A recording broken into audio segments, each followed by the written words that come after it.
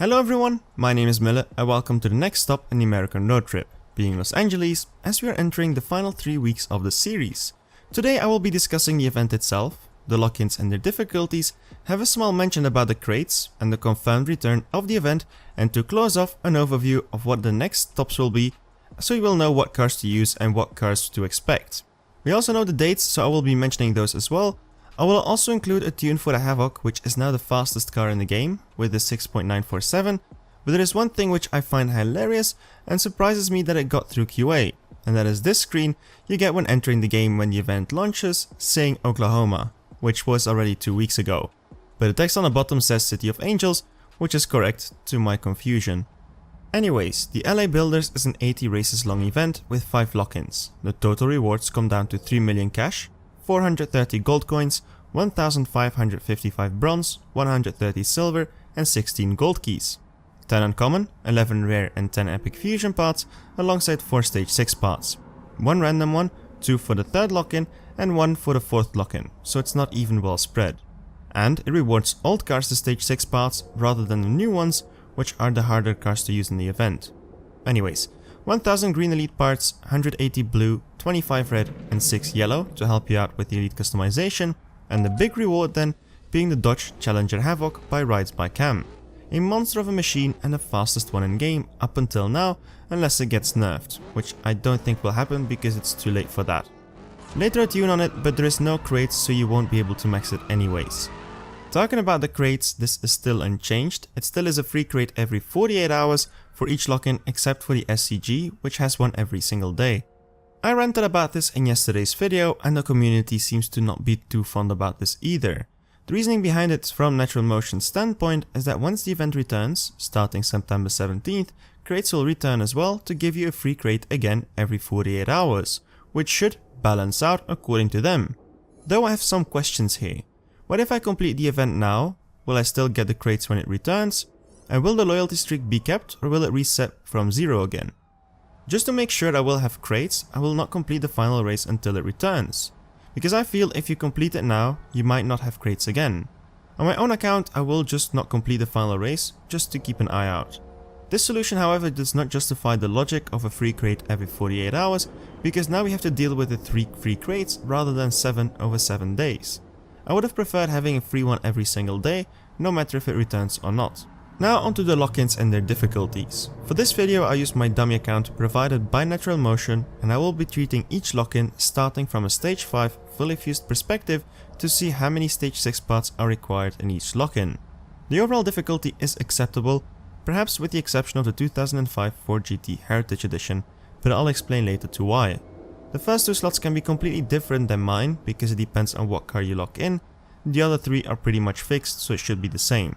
And I will try to see this from a free-to-play player's perspective, so I will always choose the free option.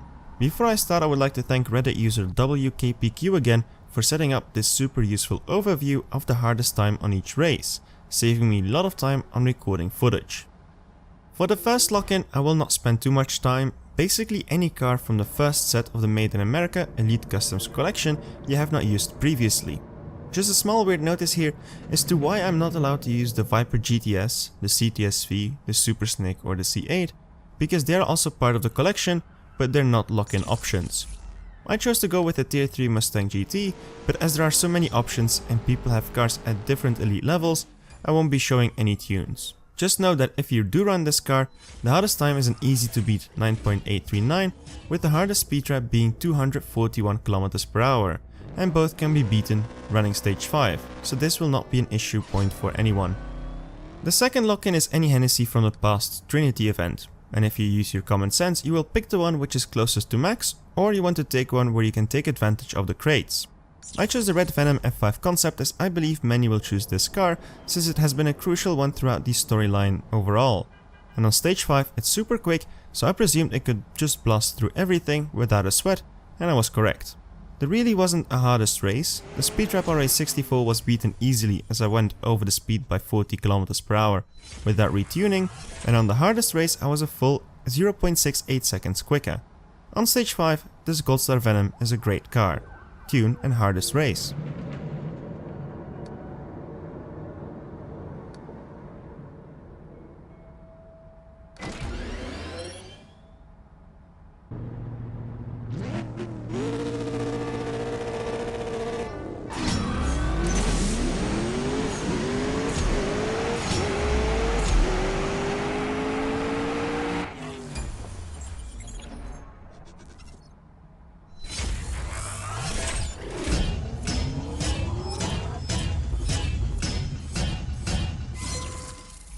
The third lock-in is for the Ford Dirty 30, a former Flash event style Golden Cup, which was actually one of the first cars I spent real money on, but now it's available for gold coins in the case you don't have it.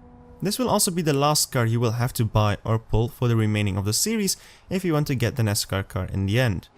Throughout the ladder there are 2 stage 6 spots to win for this car, one on race 31 by being faster than 14.278, where I won an engine, and then a second part on race 58, which is also the hardest solo race for this car, where by beating a time of an 11.129 you can get your second stage 6 part.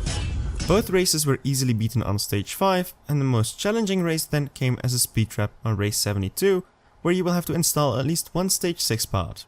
Engine, nitrous and body are king here, but since you won't do throughout the event, you shouldn't worry. This is the tune that I used for the speed trap, and that race running nitrous stage 6 only.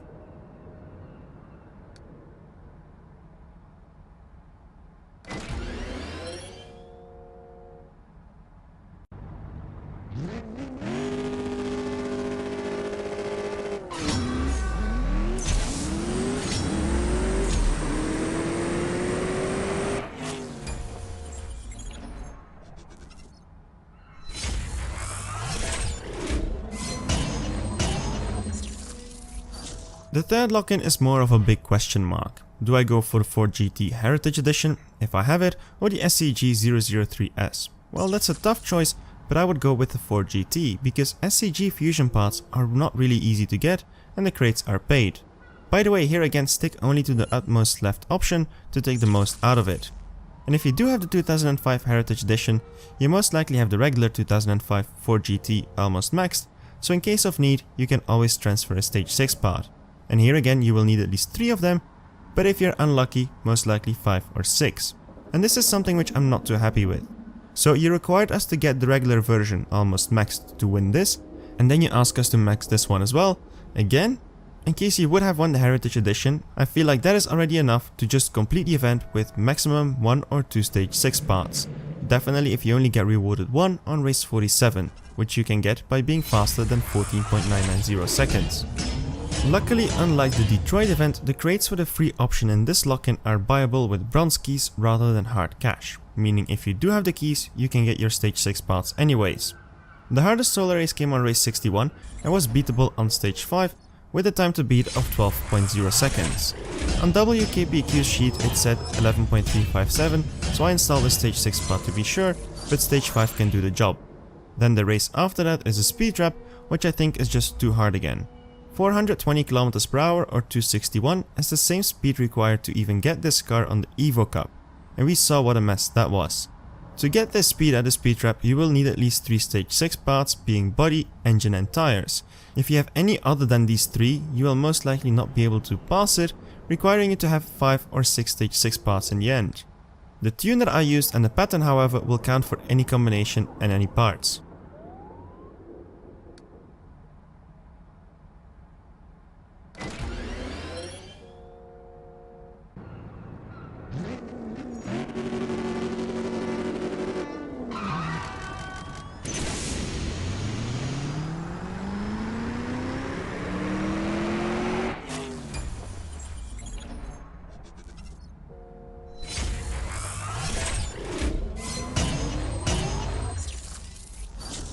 The fifth and final lock-in is for the Dutch Boys Camaro, which you can either buy with cash or you can get it by reaching 1200 trophies in a showdown which runs parallel to this event, and this showdown really bugs me with the fact that I cannot use the Purple Star, Venom M5 concept.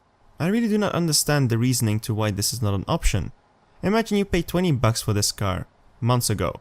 Then some people get it for free later, okay fair. Yours is faster because more slots, so you don't decide to pull it from the crates because you already have the faster Purple Star version, which is the exact same car. And then you get to this showdown and you will not get your hands on the leaderboard spec Dutch Boys Camaro because you chose to not pull a slower car that you already had. And if you do want to upgrade it because you have the red version, you will have to move stage 6 parts from a faster to a slower car. It's a joke. The Purple Star should have been included, because the 5,000ths of a second that it's faster will not make any difference, as it comes down to who drives it best. Anyways, if you do get your hands on a Dutch Boys Camaro, you will have to upgrade it and pull some crates to get a stage 6 part to beat the event, because for some reason you don't get a stage 6 spot in the event itself, and it's a new car, or even in a showdown. This was the perfect opportunity to put a stage 6 spot in a showdown. But the Dirty 30 gets 2, go figure. As for how hard it is, the solo race being a 9.321 is easily beatable on stage 5 as it runs sub 9 seconds, but the hardest challenge is the speed trap on the second to last race, which might seem impossible according to the dyno, but can be beaten using only one stage 6 part, and that is if you have the tires, or transmission, or body, or nitrous. If you have any of those, you can pass it. I used the tires because that one was the most challenging of them all. Tune and speed trap.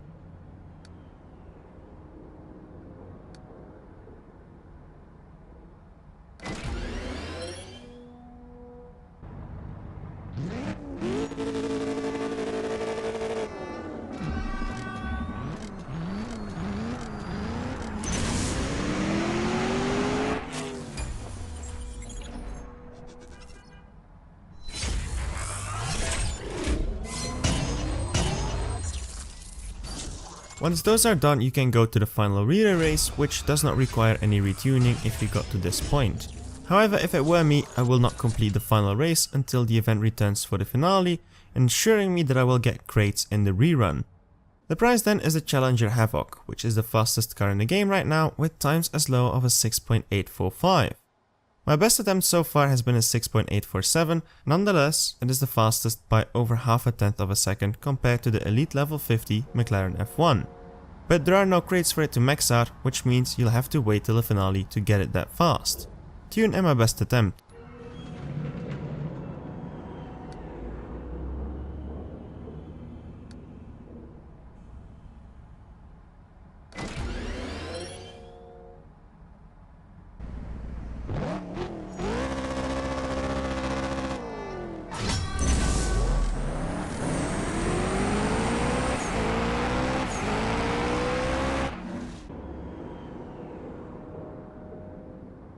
What is next then? Well, there are 2 more stops to go, one which isn't important for the finale, and then the finale itself. Next up will be the San Jose Duality Cup, where you will have to use both the Corvette C8 and the Shelby Super Snake. Both elite custom cars, so I expect loads of elite custom currency to be won. The event will start next week Thursday, immediately after this one, yes again back to back, and most likely both cars will come on drop rates. However, you will not need them in the finale to my knowledge, meaning that you will not necessarily have to pull them and spend your low stash of gold keys. A week later then, starting September 17th, comes the big finale in San Francisco, a similar 5 lock-in event to get your hands on the NASCAR Camaro ZL1 1LE, which is intended to be the fastest car in the game. Like said, the event will consist of 5 lock-ins, with the first one being like any of the others. Any made in America elite customs car which you have not used before. With the exception that this time around the C8 and the Shelby Super Snake will be available too, but so will the Viper Snakeskin edition which we got for free 2 years ago. The CTSV and the Viper GTS are not an option, however, to my confusion. The second lock-in is left out for any of the Showdown prize cars, that means both the Milestone version and the Leaderboard version of the Twisted Mistress and the Dutch Boys Camaro. And in case you don't have either, these will become available for sale most likely. Next is the first really tough lock-in, being the Ring Brothers Valkyria, which you could have gotten for free through the Detroit event. In the case you did not win it, a special Uncle Sam version will come for sale, which is slightly faster and in my opinion a lot better looking. The fourth lock-in then is the other prize car, being the Havoc, and in case you don't have this one, the LA Builders event will rerun and be running parallel to the finale, so you can't just buy it and jump in. And then the final lock-in will be for the Corvette C8R, which you can win as a milestone in the Los Derivas Showdown, but you will most likely also be able to just buy it like we can now. The cars for this showdown are not known, but I guess the Havoc will be the go-to car to use. The big reward if you finish the event is the NASCAR ZL1 1LE, and if they are smart, it will come with a special event with crates to upgrade it, because my Daytona Charger is still stuck somewhere, while this is supposed to be the fastest car, so give us an option to upgrade it. Voila, that's all of them and all for today. The event was doable aside of the Ford GT Heritage Edition if you have bad luck on the stage 6 parts, and I would advise not to finish it to prevent her not getting the crates when it returns, because I can see it happen. If you enjoyed the video, do not hesitate to leave a like. Thank you all for watching, my name is Mille, see you around and keep racing.